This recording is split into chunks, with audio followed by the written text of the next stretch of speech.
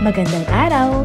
Sama-sama tayong matuto sa Teacher Sal Learning Resource Channel.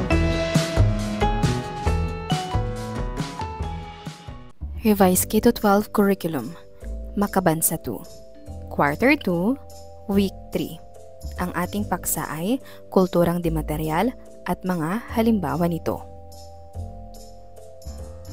Ano ang ibig sabihin ng kulturang materyal? Magbigay ng mga halimbawa ng kulturang materyal na makikita sa komunidad. Ang layunin ng ating aralin ay naipaliliwanag ang konsepto ng kulturang di-materyal. Nakapagbibigay ng halimbawa ng kulturang di-materyal. Kulturang di-materyal tumutukoy sa mga aspekto ng kultura na hindi pisikal na nahahawakan ngunit nakikita sa pamamagitan ng mga gawain, pag-uugali at tradisyon.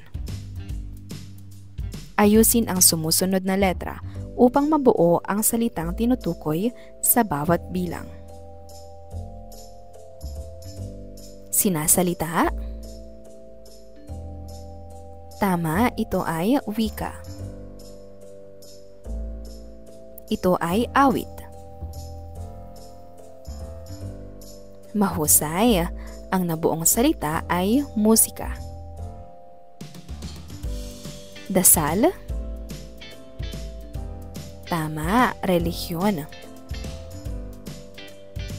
Pagsasabi ng tabi-tabi po. Mahusay, ito ay pamahiin. Kwento tungkol sa pinagmulan ng isang bagay. Tama, alamat. Ano-ano ang salitang nabuo sa gawain? Ang mga ito ba ay napakinggan o nakikita mong ginagawa sa inyong tahanan o paaralan? Ano sa tingin ninyo ang kahalagahan ng mga bagay na ito? Talakayin natin. Ang mga salitang nabanggit ay bahagi ng ating mayamang kultura na nagbibigay ng ating pagkakakilanlan. Ang wika, alamat, pamahiin, relihiyon at musika ay ilan lamang sa mga halimbawa ng kulturang di-materyal. Ano ang ibig sabihin ng kulturang di-materyal?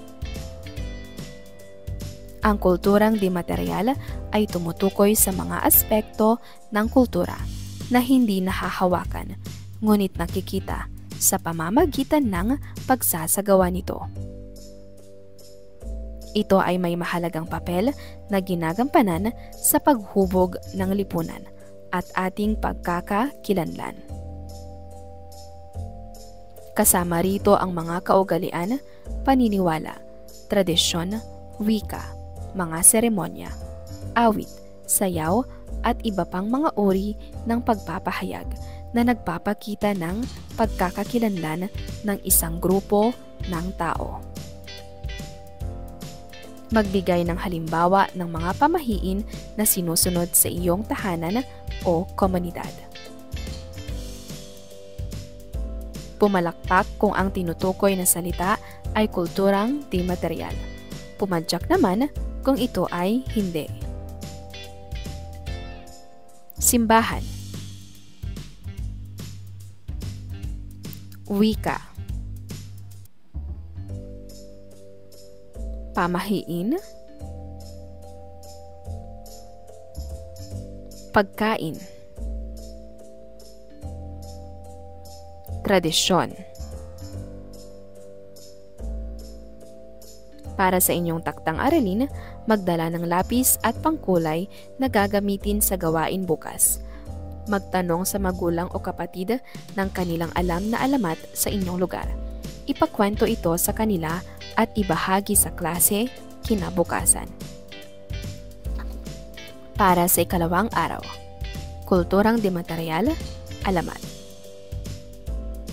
Ano ang mga halimbawa ng kulturang di-materyal? Ikukwento mo ang natutuhang kwento o alamat mula sa iyong takdang aralin. Ang layunin ng ating aralin ay nasasagot ang mga tanong patungkol sa alamat ng kinabibilangang komunidad. Nakikilala ang mga karakter sa alamat ng kinabibilangang komunidad. Nakaguguhit ng karakter sa alamat ng kinabibilangang komunidad. Ano nga ba ang alamat?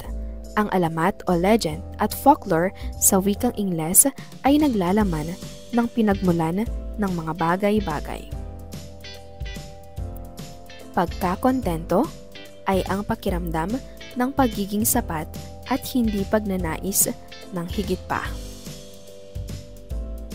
Basahin natin ang alamat ng ampalaya.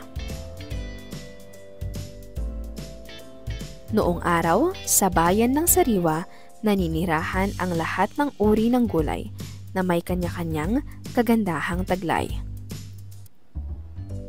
Si kalabasa na may kakaibang tamis, si kamatis na may asim at malasutlang kutis, si luya na may anghang, si labanos na sobra ang kaputian, si talong na may lilang balat, lunti ang pisngi ni mustasa.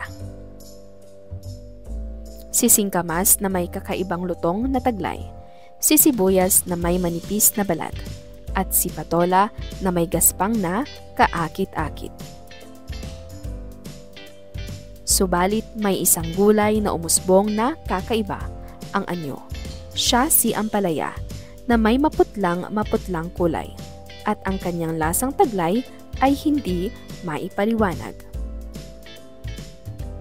Araw-araw, walang ginawa si ampalaya kung hindi ikumpara ang kanyang itsura at lasa sa kapwa niya gulay. At dahil dito ay nagbalak siya ng masama sa kapwa niyang mga gulay. Nang sumapit ang gabi, kinuha ni ampalaya ang lahat ng magagandang katangian ng mga gulay at kanyang isinuot. Tuwang-tuwa si ampalaya dahil ang dating gulay na hindi pinapansin ngayon ay pinagkakaguluhan. Ngunit walang lihim na hindi nabubunyag. Nagtipon-tipon ang mga gulay na kanyang ninakawan.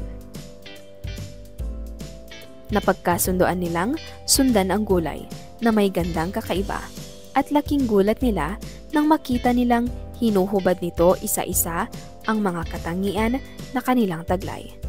Nanlaki ang kanilang mga mata nang tumambad sa kanila si ampalaya.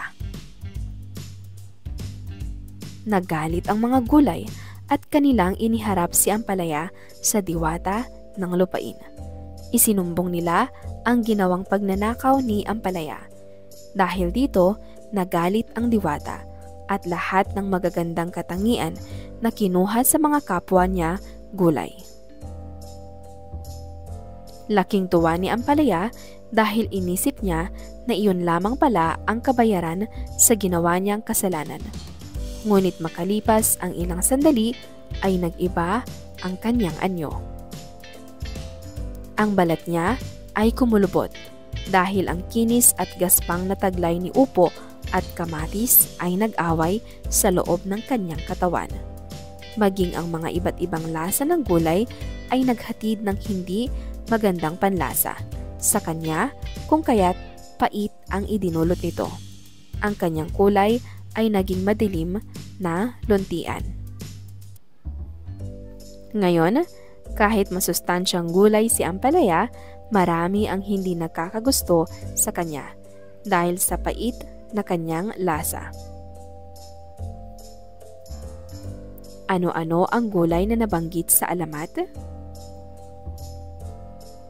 Tama, ito ay mga kalabasa, kamatis, luya, labanos, talong, mustasa, singkamas, sibuyas, patola, at ampalaya.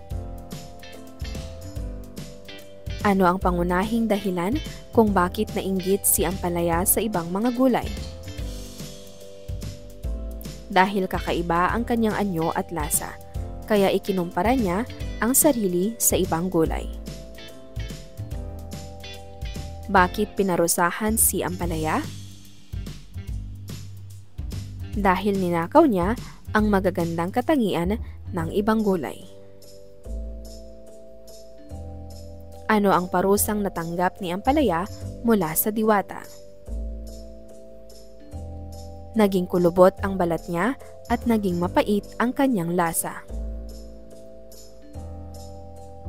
Paano mo maipapakita ang pagiging kontento at pagpapahalaga sa sarili, sa iyong pamilya, paaralan o komunidad? Iguhit ang isa sa mga karakter sa alamat na binasa. Kulayan ito ayon sa wastong kulay nito.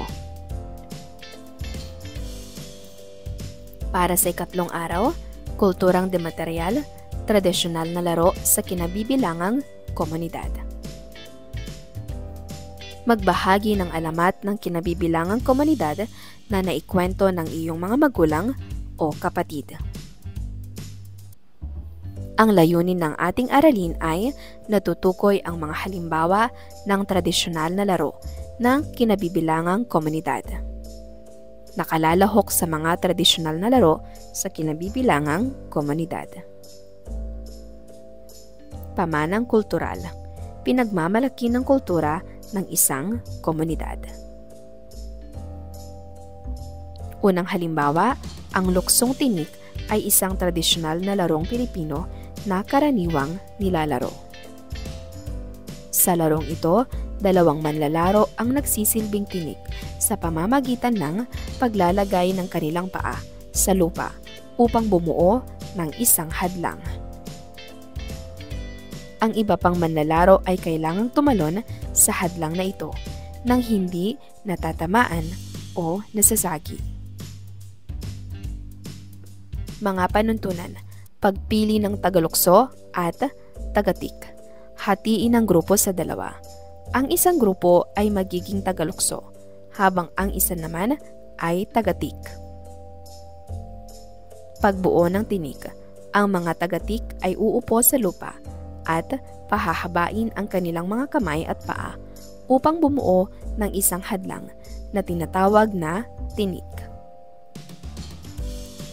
Paglukso, ang mga tagalukso ay magsisimulang tumalon sa ibabaw ng tinik nang hindi hinahawakan ang kahit na anong bahagi ng katawan ng mga tagatik.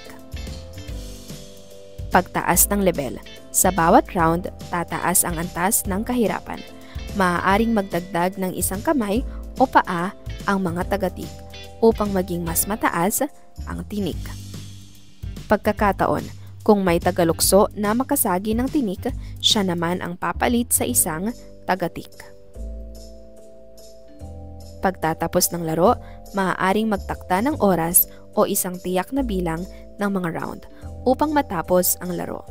Ang koponan na may pinakamaraming tagalukso na nakatapos ng lahat ng round nang hindi nakakasagi ng tinik ang siyang panalo. Ikalawang halimbawa, gumawa ng bolang papel. Ipasa ang bolang papel sa isang mag-aaral. Tatamaan ng mag-aaral ang bolang papel gamit ang kanyang siko at ipapasa ito sa ibang mag-aaral. Ang hindi makasalo at makapagpapasa nito ay matatanggal sa laro. Nagustuhan ba ninyo ang laro? Ano-anong laro ang inyong kinahihiligang gawin? Ang mga tradisyonal na laro ba ay halimbawa ng kulturang dematerial? Bakit? Ang tradisyonal na laro ay halimbawa ng kulturang di-material. Ito ay mga pamanang kultural na nilalaro ng kabataan noong panahong wala pang makabagong teknolohiya. Sa Pilipinas, maraming tradisyonal na laro.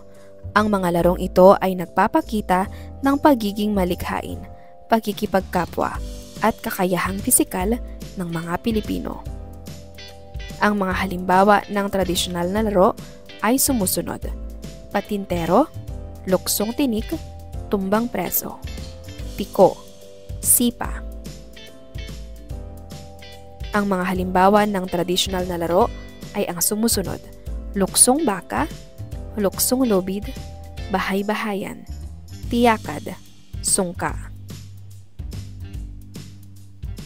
Bilang mag-aaral, ano ang kahalagahan ng mga tradisyonal na laro mula sa kinabibilangang lugar?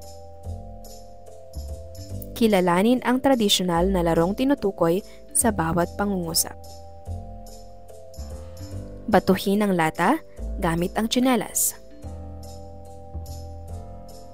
Tama, ang sagot ay tumbang preso. Tumalon sa kamay na parang tinik. Luksong tinik. Lagpasan ang mga bantay sa linya para hindi maging taya ang grupo. Patintero. Lumukso sa lubid na iniikot ng dalawang tao. Chinese garter. Sipain ang maliit na bola o pamato ng paulit-ulit para hindi mahulog.